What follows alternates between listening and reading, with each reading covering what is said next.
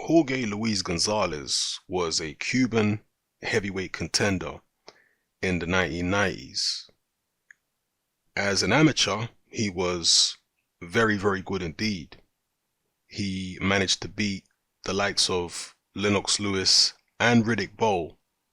I believe in the same week he beat them. That was at the Pan American Games. And he also beat Teofilo Stevenson, who is one of the greatest Cuban amateurs of all time. And alongside Felix Savon is regarded as the greatest heavyweight Cuban amateur of all time. So he beat Lewis, he beat Bowe, he knocked Bowe down in their amateur fight very heavily as well. Beat Lewis, beat Bowe, beat Stevenson, also beat Tyrell Biggs. Tyrell Biggs was the top super heavyweight American amateur for several years. Tyrell Biggs was a gold medalist at the '84 Olympics. Tyrell Biggs actually beat Lennox Lewis in the '84 Olympics. So these are all the guys Gonzalez beat. He also beat Craig Payne. So he was a top amateur. He defected from Cuba, as so many top Cuban fighters do, because he wanted to turn professional. So he landed in the United States, and again, like with a lot of these top Cuban amateur stars, they turn professional in the United States with a lot of self-belief, but sometimes a lot of arrogance about them. And that was definitely the case with Jorge Luis Gonzalez, because he didn't even have a trainer when he turned professional. I think he might have done for his first few professional fights, but he quickly dispensed of whoever he had and he went solo. No trainer. He believed that nobody could teach him anything about boxing. Not because he was totally ignorant. This wasn't a Chris Eubank Jr. situation. Gonzalez was a very accomplished amateur. And that's why he was so arrogant, because he felt like, you can't teach me anything. I've beaten all the best fighters in the world as an amateur. Now, he was a very big man. He stood 6'7" tall. He was athletic, particularly when he was an amateur. He was a good puncher. Stylistically, for those of you who haven't seen Jorge Luis Gonzalez, he fights in a very similar style to Vitaly Klitschko. And in fact, the first time I saw Vitaly Klitschko, that's what I said. I was like, wow, this guy fights just like Jorge Luis Gonzalez. And obviously Cuba, being a communist country, had very close political and diplomatic and economic ties with communist Russia, with the Soviet Union. And Cuba and Russia would exchange techniques and what have you when it came to boxing, because they were both very strong in amateur boxing. Cuba still is to this very day. So that's why you see similarities, particularly from the fighters back then. During the Soviet era, you would see stylistic similarities between a lot of Cuban boxers and Soviet boxers back then. And that was definitely the case with Gonzalez, because, as I say, a very similar style to Vitaly Klitschko, but obviously he came before Klitschko. So he turned professional, very arrogant, believed nobody could teach him anything because he'd beaten all the top guys as an amateur. And he started his campaign to try and make it to the heavyweight championship. And the first time I actually saw Gonzalez was on the undercard of Evander Holyfield versus Riddick Bowe, the rematch. And he fought a guy called Ronaldo Snipes. Now, for you guys who are veteran boxing fans, you might remember that Ronaldo Snipes fought Larry Holmes. Ronaldo Snipes was kind of a fringe contender in the 80s during Larry Holmes' run. He gave a decent account of himself against Larry Holmes. He actually dropped Larry Holmes, but he was ultimately stopped later on in the fight. Snipes was actually from Yonkers, New York, which is, for those of you who are hip-hop heads, Yonkers is where the Locks are from. Styles, Jadakiss, Sheik Luch, etc. But anyway, that was the first time I saw Gonzalez fight, when he fought Ronaldo Snipes.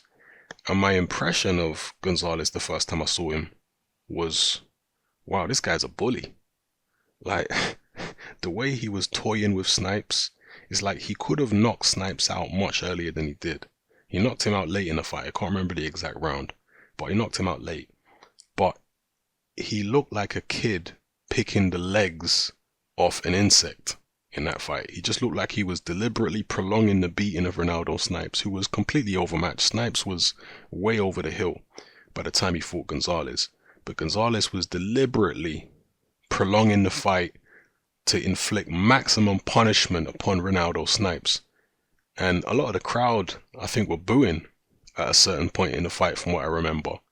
Because they just felt like, why are you messing around with this guy? Why are you torturing him, basically? Why don't you just put him out of his misery and, you know, go for the KO? So, yeah, he kind of had a sadistic streak about him. That was my first impression. And that's not necessarily a bad thing as a boxer. But I noticed that about him. But he did give off the air of a bully. And so he went on working his way up the rankings, fighting pretty nondescript opposition. He wasn't really preparing himself properly for heavyweight title contention. Not having a trainer and not testing himself. He was just, you know, beating up journeymen and very, very fringe contenders. And then in 1995, he finally stepped up to the plate and challenged Riddick Bowe for the World Boxing Organization heavyweight title, the WBO. Now, at the time, the WBO was not a universally recognized sanctioning body, but Riddick Bowe did hold it at the time, and I remember him trying to make excuses and explain himself for holding a WBO belt, and he pretty much admitted it's not a legit title, but he said, I'm going to make it legit. I'm paraphrasing, but this is what Bowe was saying at the time. Now, Gonzalez definitely was a bully. He was a very overbearing personality. He was in your face. Definitely a very, very alpha kind of male. And Riddick Bowe himself is kind of like that. But this was one of the few times in Riddick Bowe's career where he didn't feel comfortable in his opponent's presence before a fight. I remember reading interviews with Riddick Bowe where the journalists were saying that Riddick Bowe was almost hiding from Gonzalez the week leading up to their fight, because they would often be in the same venue to do press conferences and, you know, what have you, training, etc. And they said that Bowe kept security with him to try and keep Gonzalez away, and that they were even, you know, Bowe was saying to the press, I remember him being quoted as saying, I hope Gonzalez is not around here, that guy's an idiot. He just didn't want to be anywhere near Gonzalez. So outside the ring, Bowe was a little intimidated by Gonzalez. He said he's a crazy guy, he's not sure what he's going to do. Gonzalez, on the other hand, I think it was a psychological ploy, trying to impose himself on Riddick Bowe and remind Riddick Bowe that, yes, I did beat you up in the amateurs. I beat you, I dropped you hard, and it was like man versus boy then. And that's what he was trying to do to Bowe. He was trying to bring up all those memories of that loss. But when they stepped into the ring, Riddick Bowe unleashed one of the worst beatings that he ever unleashed in his entire career on Jorge Luis Gonzalez. And it became very apparent how ill-prepared Gonzalez was. Gonzalez maybe had all the technical, or some of the technical know-how to be competitive with Riddick Bowe, but he wasn't in the kind of cardiovascular shape because he had no trainer, and because he was such an overbearing personality. Who is going to tell this guy to run the extra miles? Who is going to tell this guy to do the extra push-ups? You know, nobody was telling the guy anything. When Gonzalez was an amateur, he was a hell of a lot lighter than he was when he fought Riddick Bowe. When he fought Riddick Bowe, he might have been, I don't know, 240, 245 or something like that. When he was an amateur, he was way lighter than that. And again, this is a typical scenario you see with Cuban heavyweights where they turn professional in the United States and they pile on loads of pounds. Now, it's not to say that Gonzalez was fat. You know, he didn't look like a big blubbery mess like Odlanier Solis or something like that. No, he looked in relatively reasonable shape. He kind of looked maybe a bit like Ustinov a couple of years ago when Ustinov was a bit lighter. Gonzalez's body maybe looked a little bit like that, maybe slightly slimmer, but you know, a similar kind of physique to a Ustinov a few years ago when Ustinov was a bit slimmer. So he wasn't as big as Ustinov. He wasn't, you know, Ustinov I think is 300 pounds, but I'm just trying to give you, if you haven't seen him, an impression of how Gonzalez's body was like. He certainly wasn't ripped or anything like that. He was carrying excess fat, but he carried the excess fat fairly well. That's basically what I'm trying to tell you. So he wasn't in a cardiovascular shape. He hadn't had the competition to prepare him for a Riddick Bowe, and Riddick Bowe had been locked away, preparing himself extremely well because he wanted revenge on Jorge Luis Gonzalez, and boy did he get it. He'd been uncharacteristically quiet in the build up to the fight, and he just let his fist do the talking. He was dominant with his jab from early on against Gonzalez. He was managing to trap Gonzalez in the corners quite early on in the fight, and he landed a big overhand right repeatedly, round after round. And after only a couple of rounds, it became very clear that this was a one-way street and that Gonzalez had very little to offer because he was getting jabbed in the belly, he was catching big right hands over the top, and eventually Riddick Bowe cracked him with a tremendous right hand in the 6th round and knocked him out clean. And Gonzalez used to have a very strange haircut where he would shave the top of his head, but he'd let the hair at the back of his head grow long. And I remember when Bowe hit him, Gonzalez was in the corner. Bowe hit him with this huge overhand right, the one he'd been landing all night. But this particular one was the straw that broke the camel's back.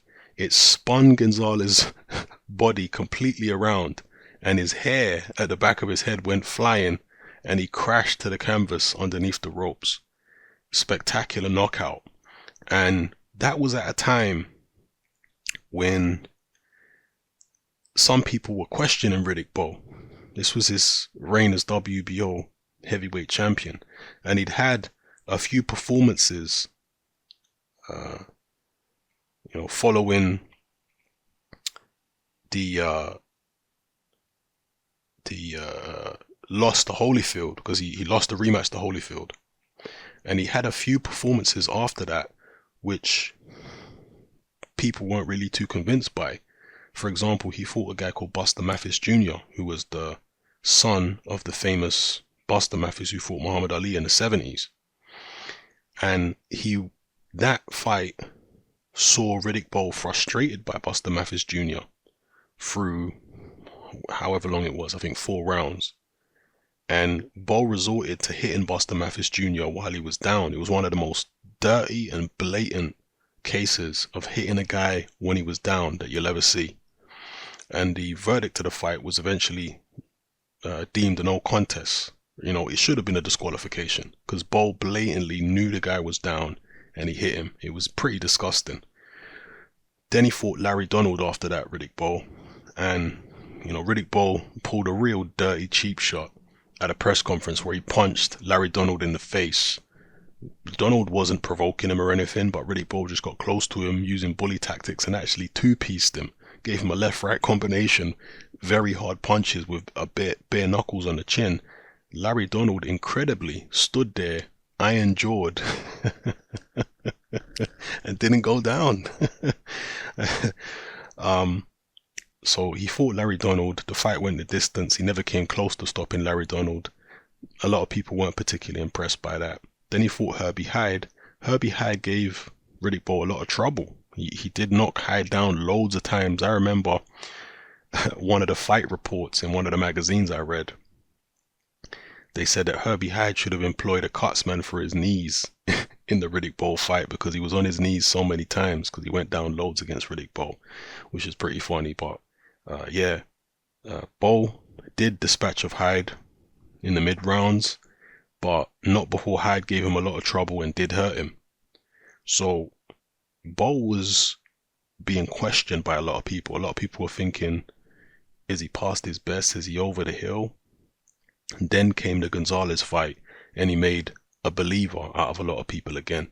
Maybe I'll do a separate video on Riddick Bowe, but yeah, that was Bowe's build up to the Gonzalez fight.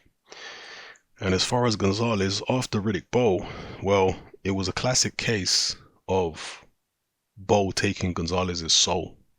That's actually what happened, because Gonzalez was a man with massive amount of self-belief, an arrogant guy, a very, very experienced, highly accomplished, top-level international amateur. But when Bowe beat him, it destroyed Gonzalez's world. It destroyed his confidence. It destroyed his view of himself. And Gonzalez very quickly spiraled into becoming a journeyman. And he was subsequently knocked out by Tim Witherspoon in very similar fashion to the way he lost to Bowe. He was also stopped by Ross Purity. He was knocked out by Michael Grant. He lost to Pierre Wolfgram. Wolfgram, I think, was a Tongan fighter. I remember seeing Wolfgram in the Olympics. I can't remember which Olympics it was. Was it Barcelona 1992? I remember seeing Pierre Wolfgram at the Olympics. I think he might have been a medalist at the Olympics. But yeah, so was he the guy that Klitschko fought in the Olympics, Wolfgram? I know Klitschko fought him in the pros, but did he fight him in the Olympics? I don't know. Let me not get sidetracked. Anyway, Gonzalez continued to lose, and he eventually retired. Now, one thing I have to say about Gonzalez is there was always questions about his age, as there is with so many Cuban fighters. And I actually checked on his box rec, and I even checked on his Wikipedia page for his age. And funny enough, on his Wikipedia page, it says born October 19, 1964, but in brackets it says date of birth disputed.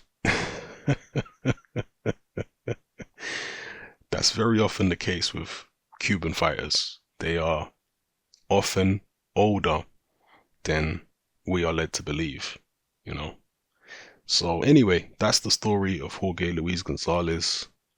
A wasted talent, yes, but a guy who only has himself to blame because he was so arrogant. He was such a bully. And I've seen this in just, in real life, never mind in the arena of boxing. I've seen this in my personal experiences where you get a very aggressive bully type of character. And, I did this to somebody. I did this to a few people. And if you have listened to my Confessions of a Nightclub Bouncer series, you will know the incident I'm talking about. But I've seen several times bullies get mashed up one time and it changes their whole personality literally overnight. They go from being this over the top, overly aggressive, overly assertive bully who's throwing their weight around with everyone all over the place. They go from that kind of person to being quiet as a mouse literally overnight, and they stay that way. They stay that way for years and years, sometimes for the rest of their life, just based upon one traumatic incident. And that's what happened to Jorge Luis Gonzalez. Once he got, because he didn't just lose to Bowe, he got humiliated and he got brutally knocked out. And I'm sure that had never happened to him before in his boxing life as an amateur, and certainly not as a pro, because he was undefeated when he fought Bowe. But yeah, that punch, that right hand, that beating, it changed Gonzalez's whole personality in one night, and obviously changed the fortunes of his boxing career. If he got with a trainer, if he'd shown some humility, maybe if he turned pro younger, if he defected from Cuba and turned pro younger, he might have been able to do something in the boxing game. But it's all ifs at the end of the day. But he is a heavyweight I do remember from the 90s who had a buzz around him at the time. There was several people picking, several top journalists picking Gonzalez to beat Bo. So yeah, anyway, hope you guys enjoyed it. I recommend you guys watching Gonzalez versus Ronaldo Snipes for one, because you'll get a feel for what Gonzalez was like as a professional, the kind of vibe he was on. And definitely also watch Gonzalez versus Riddick Bowe.